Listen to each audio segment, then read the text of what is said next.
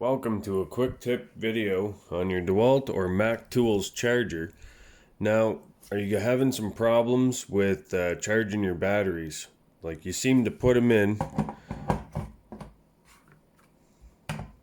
light comes on, but see it's kind of acting funny, or it continuously charges like this but never ever goes and completely charges.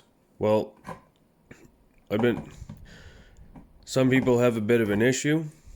You put it in and then it goes like this, and then it goes and says hot cold delay, or it's not charging properly. Well, what's going on is that you gotta click it in.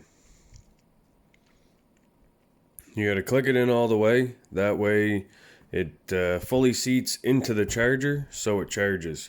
Then over time it will become fully charged. If the battery is just sitting on top, it'll look like it's charging. Or it'll go into a malfunction mode. But if you click it all the way in, well, we gotta take it out, then click it all the way in, it'll charge. Okay, thanks for watching. If you haven't already, hit that like button, hit subscribe, and we'll see you guys all in the next quick tip video.